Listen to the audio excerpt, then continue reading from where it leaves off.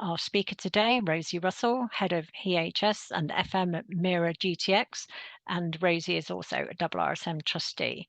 Rosie's presentation today is on mental health, stress, and personal resilience. Okay, over to you, Rosie. Good afternoon, everybody, and thank you for coming along. Thank you very much for the invite to present this afternoon. Julie says I'm going to be covering information about personal resilience, stress, and mental health, but I will tackle them in reverse order. If you have any questions along the way, feel free to put them in the chat. However, I'll seek to answer those, and hopefully Julie will help me summarize them at the end. So I want to give just a little bit of background on mental health. Then I'm going to talk about stress, introduce the cognitive behavioural model of mental health, and then talk about how we manage our own personal resilience. And I really want to start here by saying that mental health, we all have mental health in the same way that we have physical health. Mental health merely relates to how we think, feel, behave, and interact with other people. It can be positive, it can be negative, it can fluctuate. In the same way as we could have a headache affecting our physical health, we can have a blue day. So mental health should not be considered a negative term. I'm going to introduce you quickly to Tony. He's got something to tell you about his recent experience of mental health. The worst thing about depression is that when you're in it, it's hard to recognise. I mean, take me. I'm a fireman. And over time, the normal day-to-day pressure work just got to be too much. Just before I went off, a new boss started at work, and we didn't really get on. And when I complained about being under pressure, he told me just to get on with things. So I tried. But I found myself unable to cope. And then one day, at the station, for no apparent reason, I started crying. My boss suggested I go and see my GP. You know, I didn't even realise it was depression until my GP diagnosed it. I thought I was just a bit down. I mean, firemen aren't supposed to get depressed, are they? On my GP's advice, I was signed off with depression. I didn't want anyone at work knowing I had depression. I mean, the guys at work didn't know what to do, so they just kind of stayed away. I think that I found it easier if I'd have had, I don't know, a heart attack or something. Most days I didn't want to get out of bed, honestly. The main reason I got out of bed was because the dog needed walking and my wife had to go to work. So I'd get up, walk the dog, take her to work and come back. Some days I'd go back to bed. Some days I'd just sit on the couch and wonder what I was going to do next. I was unable to talk in a normal way to friends and family about anything, let alone how awful I was feeling. It's a cliche, but it was like a black cloud was following me around. Anyway, I do feel better now.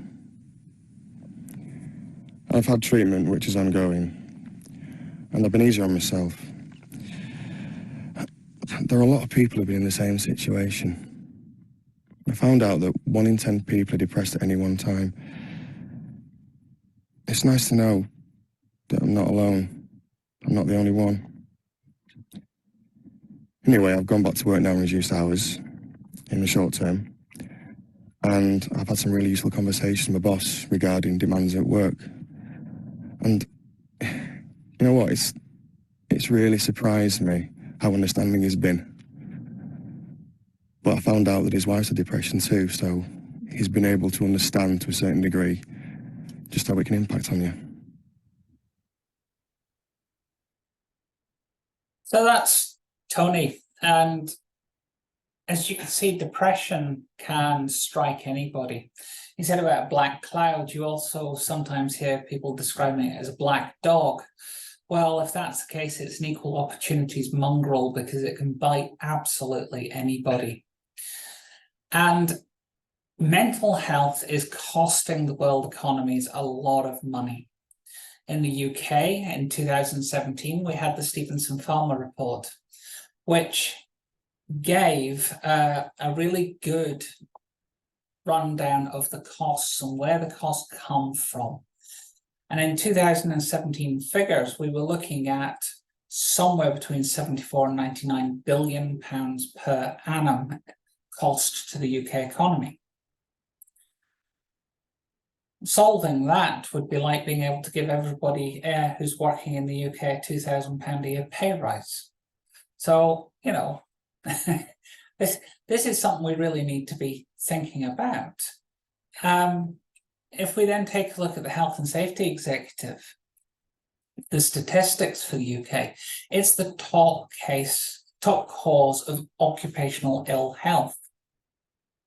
914,000 cases, up 33% in 3 years.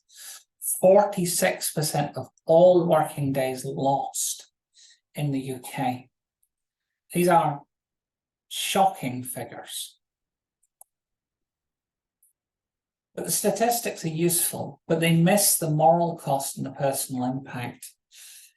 We can talk on a population level, but when you hear somebody like Tony telling his story, you can actually appreciate what poor mental health can do to someone. So globally, 1 in 6 people are suffering from a mental health condition today. So that's well over 1 billion people. 50% of those are suffering from a severe mental health condition.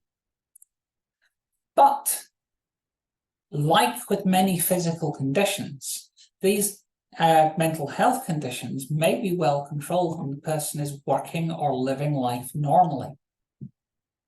Whether it be through the use of meditation or exercise or antidepressants or anti-anxiety medications. The vast majority of people who have ongoing mental health problems can learn to live with them. And actually also the vast majority of people who have a first experience of mental health go on to recover fully. So I want to introduce this mental health pain scale because for many on the call, I'm sure that you've never directly experienced what it's like to be in distress mentally. And this is a tool that was posted by someone whose handle was The Graceful Patient on the internet. You'll still find it out there. And up the top here in the green, we find what we would probably regard as normal mental health. This is where most people operate. From 1, it's a beautiful sunny day and everything is fine, to 3, I'm a little grumpy. Might be overtired, might be hungry, might, to be honest, just need an early night to bed. It's the emotional equivalent of a headache. But as mental health begins to decline and the amount of mental health pain increases, we start to get into what would be classified as properly poor mental health. At 4, well, this is a rough time, but you still have the skills to deal with this yourself. But by the time you get to 5, things that should be easy are becoming difficult. It's the life equivalent to trying to walk through mud or treacle. And this is the point at which you really should be going and speaking to a doctor. This is the point at which you definitely benefit from some help. But if you do nothing and things continue to get worse, the next thing that really starts to happen is things get very noisy in your head. Impulsive, compulsive thoughts, just constantly turning things over. Inability to concentrate, what a friend of mine described as the butterfly mind. And the ruminating on things, someone else described that as a washing machine mind, just going over and over and over. And then it does get worse. By the time we get down to 7, you are avoiding things that make you feel worse. But avoiding things isn't going to solve anything. Facing your problems is what you need to do, but you're not about to do that. Things are now serious.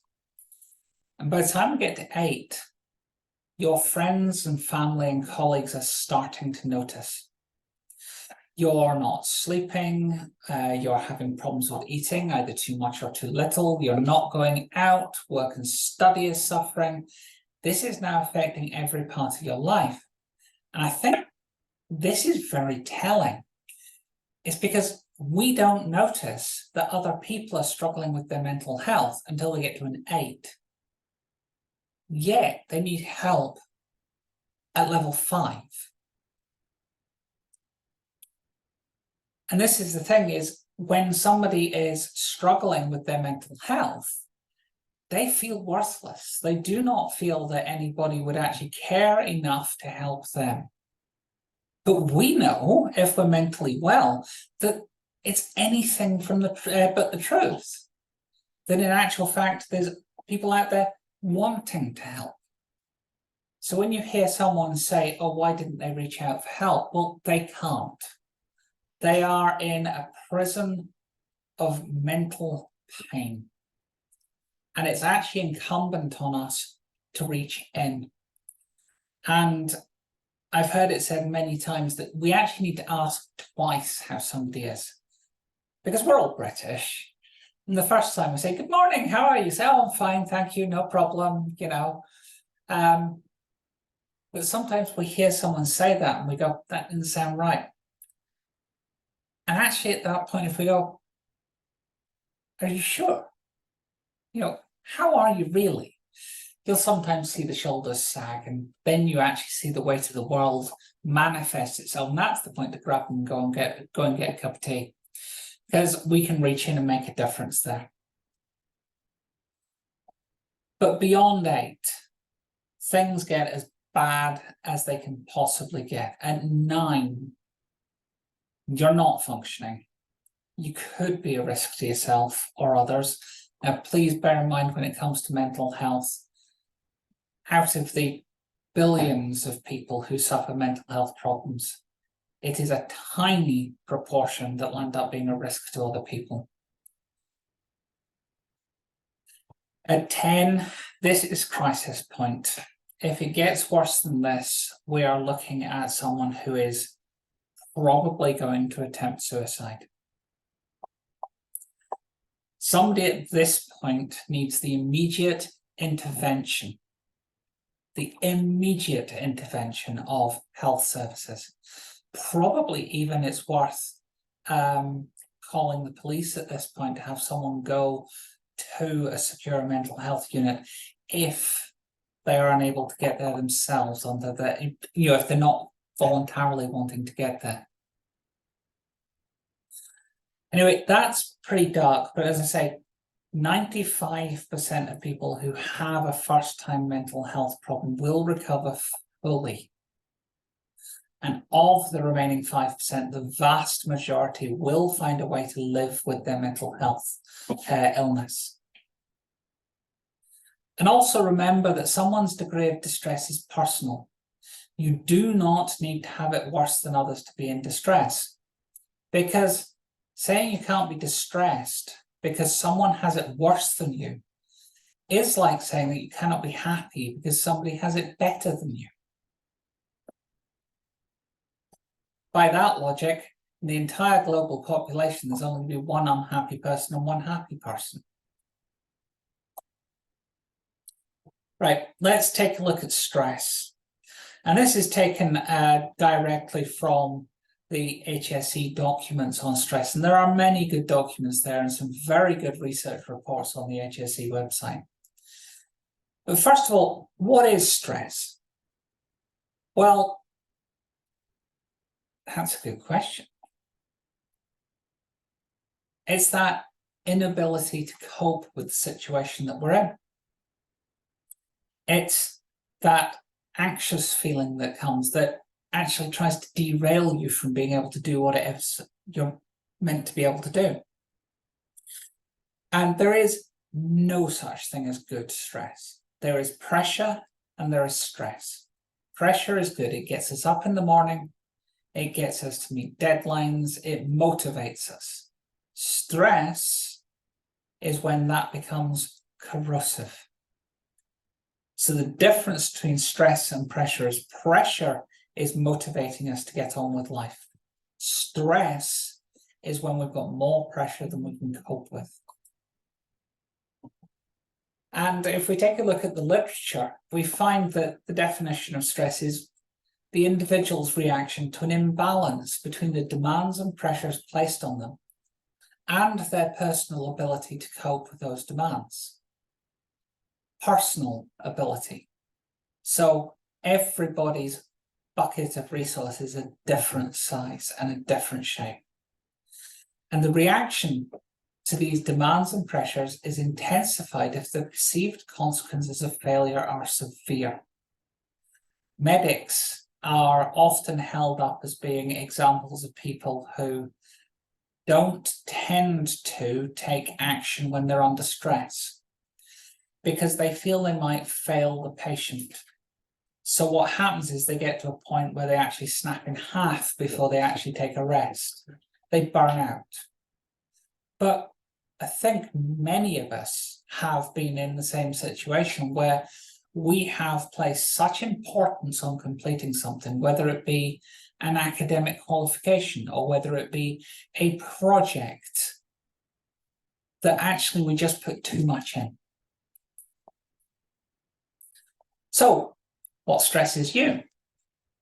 I'm not looking for you to answer that, but what I can tell you is what stresses you will be different to what stresses me.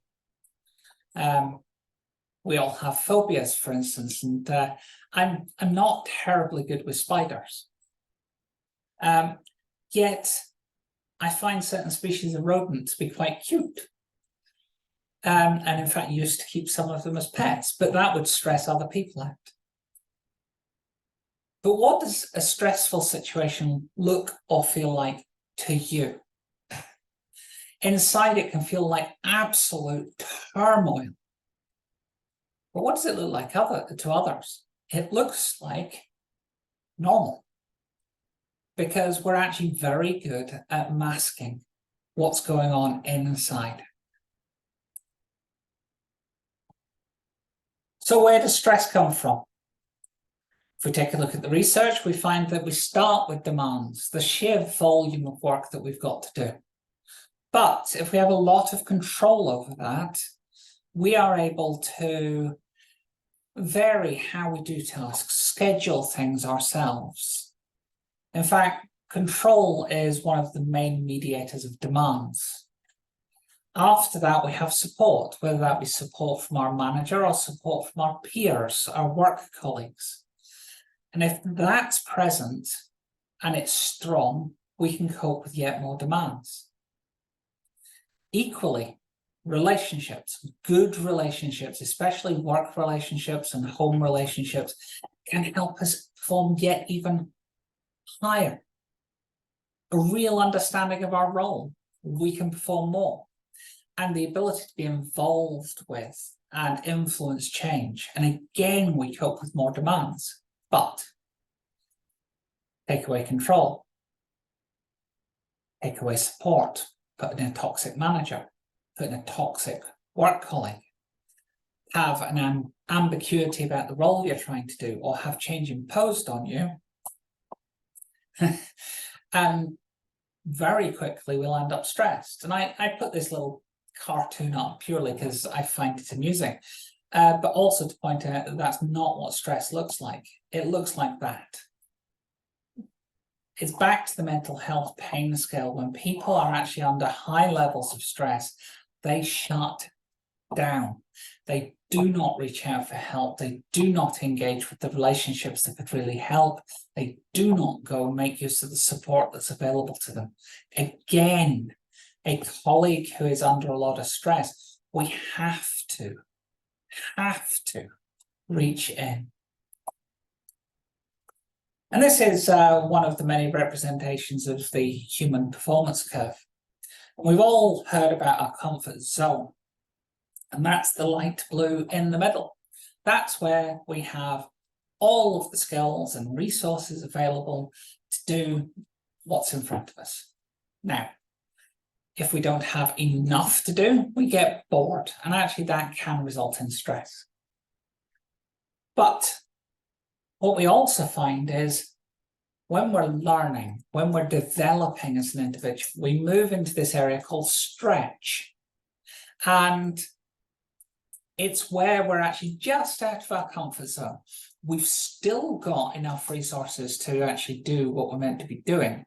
But this is where we develop, and this is where we increase our overall level of performance. But stretch someone too far and it becomes strain. And they start to tip over. They try to do more, yet actually what comes out is less. Someone who's starting to procrastinate, make lists, find excuses to do things. This is what strain starts to look like. Now, I'm not going to say a day or two of strain is going to leave any lasting harm, but I can absolutely say if you leave somebody there, their performance will diminish. Eventually, they'll hit into the panic zone. They will fall off a cliff performance-wise, and they will burn out. And someone who burns out permanently reduces the level of peak performance that they can achieve. It takes a very good manager and organization to bring somebody back from burnout, keeping them in the comfort zone and very carefully nurturing them through stretch over months or years to get them back to where they could be. So we don't want to be managing people around in strain. In fact, the best thing to do would be for people to be the majority of the time in their comfort zone, with somewhere 20 to 50% of their time spent in stretch, where they're actually developing. So what kind of symptoms might we see from someone who's suffering from stress? Well, they come into three areas: emotional, behavioural, and physical. And in terms of emotional signs and symptoms, we've probably seen this from people that we know. Whether it be mood swings or loss of confidence, maybe being cynical or irritable or worrying about things. We can very easily see that stress is triggering some mental response and it's going to have an emotional response. We can see actually also that behavioural signs occur. People's work decreases. Why? Maybe they're not sleeping or not concentrating. If they engage in addictive substances such as nicotine or alcohol, perhaps they're consuming more. They could be overeating or losing appetite, maybe not looking after themselves, or dressing appropriately smart for something. That's something I've actually personally seen, because this individual, their appearance was the one thing that they felt they could control. But we've certainly seen the too busy to relax from colleagues. But we do eventually get through to physical signs and symptoms. We get there because adrenaline and cortisol have a direct physical effect on our body. Now, our stress response is part of the fight, flight, or freeze response that we evolved to make us so that we could deal with danger. If there's a tiger there, a big dose of adrenaline is going to help us run or fight. But you'll have heard about someone's just had a meal and they suddenly land up with a lot of adrenaline, that somebody will be nauseous or perhaps even vomit. The reason for that is you don't need a digestion system if you're running from a tiger. You don't need to be given physical resources to your gastrointestinal tract in your stomach, so it just dumps the food and says, I'll eat later if I survive. Other things that you don't need is an immune system if you're running from a tiger. You don't need to be able to fight off colds and flu and things like that, but constantly high levels of adrenaline and cortisol will put your body in that situation where your stomach is not working properly, your immune system is not working properly, and then that starts to corrode the physical symptoms in our body. And actually on there, you'll see people can suffer from increased colds, flu, other infections. They can lose weight or gain weight, constipation, diarrhea. You'll also see on there most of the signs and symptoms of heart attack. Indeed, an acute stress attack can look an awful lot like a heart attack. So we've seen that stress can actually directly involve our physical health. And this model is very useful to make sense of it, the cognitive behavioural model of stress. We find ourselves in a situation, there's some sort of trigger, and that will trigger thoughts, but our thoughts will immediately trigger how we feel, and thoughts and feelings very quickly impact our behaviours. Then over time, if that is allowed to persist in terms of negative feelings, negative thoughts, and negative or unhelpful behaviours, we will get physical symptoms. Now, in terms of the workplace, research has shown the importance of the manager-employee relationship. In fact, a study that I'm pretty sure was by Kerry Cooper said it might be between 60 and 80% of all ill health absence at work is due to stress, and that 50 to 60% of that stress comes from the line manager. So in actual fact, when we do see stress, we need to act early to help people to lift the stress that they're under. If you are a line manager, it's well worth having a look at the HSE Line Managers Competencies questionnaire, the Manager Competency Indicator tool. And I certainly found it very enlightening earlier in my career to actually go through this questionnaire and say, as a manager, am I contributing to the stress of those I work with? And I will be perfectly honest, the first time I did this, I had to take a good long look in the mirror and modify some of my behaviours. Right, that was a very quick tour through stress. I now want to talk about personal resilience, because after all, that's what we're all after. We want to be able to get through life. So, personal resilience is just our ability to withstand or recover quickly from difficult conditions. And is it common? Yeah, we've all got it, and we can all improve our resilience. Resilience is like a muscle. Exercise it and it gets stronger.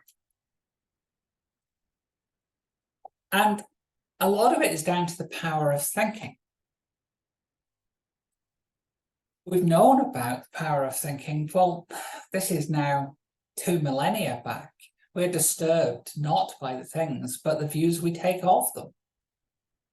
If we think back to what stresses us, a spider running across the floor would certainly stress me, but that's my view of it. And does it actually match reality? And Michael de Montaigne said, my life has been full of terrible misfortunes, most of which have never happened. And I'm sure most of us will be familiar of overthinking something, even catastrophizing, actually thinking through and saying, we make a minor mistake in our job and we think, oh, we're going to get sacked. But the reality doesn't match the thinking. And that's where the cognitive behavioural model of stress really comes in, because thoughts are actually far more powerful than we think. In my previous office, my boss would have to pass my office door to get to his office. Pass the door and then get in the lift. And I would usually say morning if I saw him. So if we think of a situation here where perhaps he doesn't reply. Now, I could very easily think, I've done something. He's in a bad mood with me. Now, if I've got my weekly catch up with him in, say, half an hour, I'm now worried. I'm not going now for my meeting with my boss to talk about things on workout plans. I'm going upstairs to speak to my boss to get shouted at. Oh dear. Right, so I'd better be on my guard. And very quickly you get into a mental space where I then go upstairs and have a meeting with my boss. And it doesn't go well because I'm not in the mental space to deal with that. And then sure, I get shouted at. So therefore it becomes a self-reinforcing cycle. But I could challenge that thought and say, he normally says hello. Is he okay? Perhaps I should open the meeting with saying, good morning, how are you? How are you feeling? How are you getting on? You seemed a bit quiet. Or to be quite frank, my boss has a tendency to have his headphones on and he probably just didn't hear me. So he was probably listening to music. But you see, very quickly, there are other credible explanations for someone not saying hello. But now, if I take a positive view on that, those thoughts, they don't create negative feelings, they don't create negative behaviors. I'm not starting to go down the line of stress. So resilience is a lot about coping. In adversity, how do you cope now?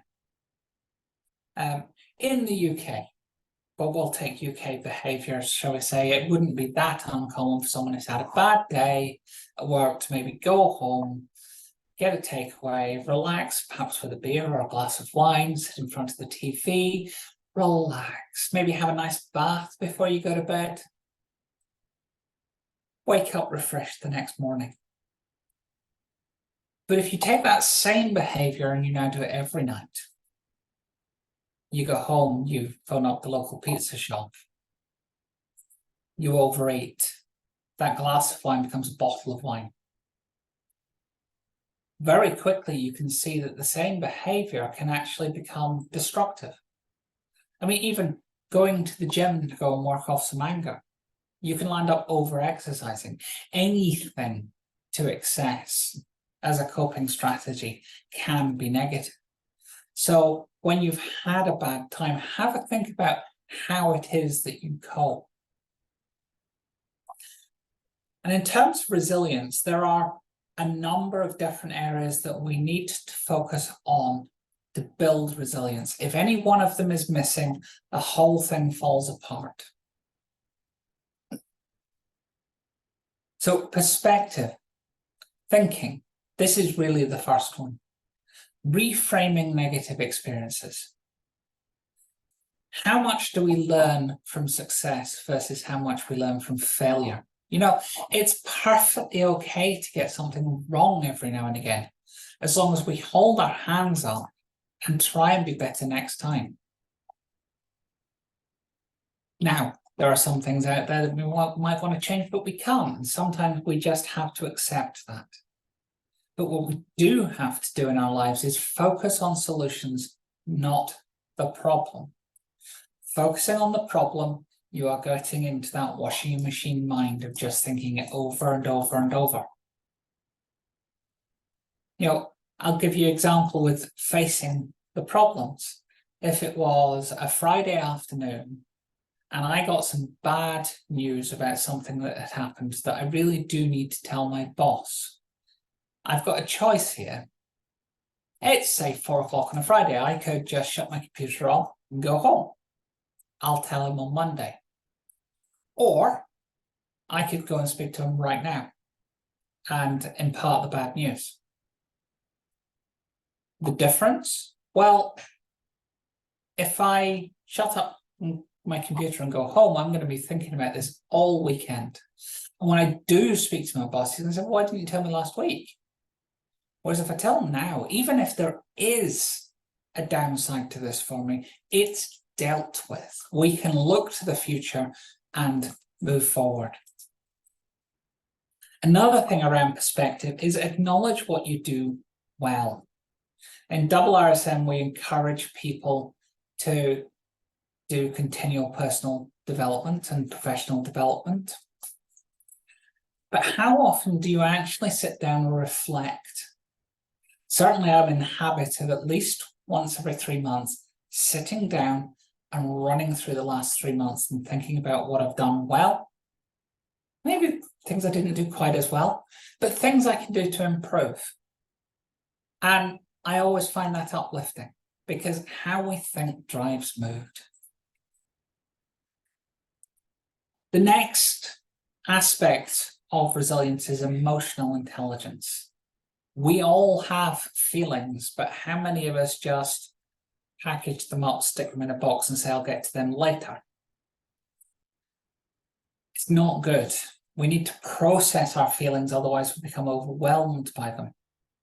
And whether you are naturally someone who's good at expressing their emotions or not, it's something we all need to get good at, and we need to support others when they need to express their emotions.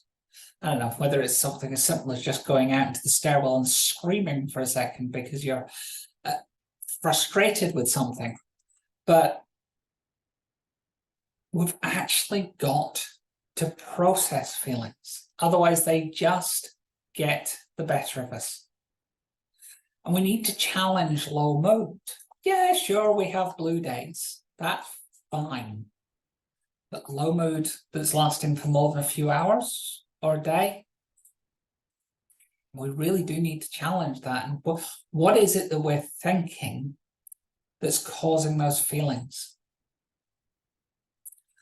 Also in emotional intelligence, I said be mindful. Now, mindfulness has become a bit of a fashion, a trend in some areas, but actually there's a lot of proven research behind this, that actually just stopping and appreciating where we are and taking in the world around us has a phenomenally profound impact on our feelings and our mood. You know, I work for Mira GTX, a company that is at the cutting edge of medical research. I am working with some brilliant scientists. And in fact, I'm working with some really quite amazing people across the company. I am so lucky to work in such a role. And immediately, that train of thought, and I'm feeling even brighter. The next bit of resilience is around purpose, strength, and values. Do you know what your purpose is at work and outside of work? What's important to you? What are your values? And is what you're doing at work and at home using your strengths, speaking to your values, and giving you a sense of purpose? Because if not, you need to free some time up to do something that'll plug the gap. I usually say to people, if you had more time, if I changed the world and I was going to give you an hour a day to yourself to do whatever you wanted, what would you do? It's an interesting thought exercise. Now, if you're saying go home and have a sleep, then perhaps you are working too hard. But I think there's a lot of us would have an idea what we do with an extra hour a day. Me, I think you'd probably find me with a nose in a book, or perhaps tackling a new recipe in the kitchen. But it's about knowing what fulfills us, what gives us energy, where our strengths are and how you could use them better. Now, in work, if your role's quite narrow, maybe it's speaking to your line manager to say, actually, I feel I have more to offer and I'd like to get involved in some projects. But perhaps your role's quite inflexible. Well, can you volunteer outside of work? For about 10 years, I volunteered for St Andrew's Ambulance. And I learned so much.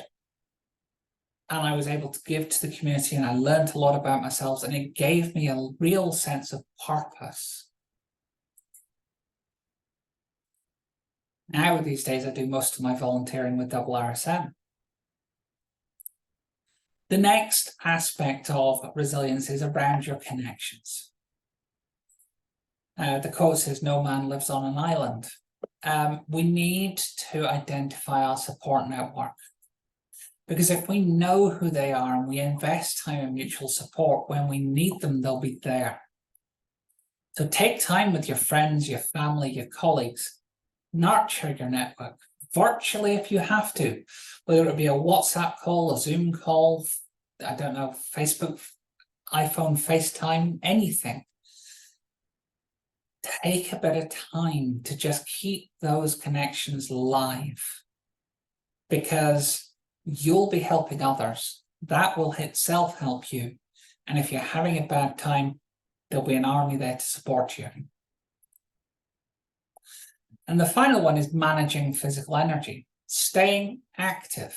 Now, there's a debate as to what active actually means. I've got more than 10,000 steps up there. That would be fit and active. Active would be about 6,000 steps a day.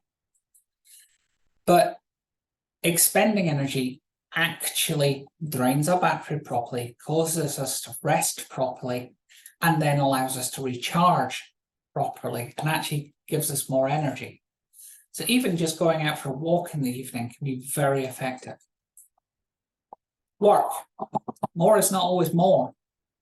In the UK, we have the working time regulations, which say that working more than 48 hours per week on a 17-week rolling average is not allowed. And that's not an arbitrary number. That's 8 hours a day, 6 days a week, and turns out to be the full extent of sustained human performance. So work sensibly. And don't get me wrong, I am not advocating you start doing a 48-hour working week. I try to keep mine to about 40 as a max. Eat well. Now, that doesn't imply gluttony. That means quality. Eating a varied diet. Take breaks. And that does mean a break away from your work. Making sure you get that lunch break. Taking 5 minutes to go and make a cup of tea. And then it's back to making time to notice. It's this mindfulness again. Making time for yourself to recharge and making sure you get enough sleep. All the debate again as to how much sleep is needed. But if you're waking up tired every morning, chances are you're not getting the quality of sleep that you require. That could be due to caffeine, alcohol, noise, too much light. But sleep hygiene is something you really need to pay attention to. So what now? Over the last 45 minutes, I've given you a very brief tour through mental health, mental health pain, stress, resilience.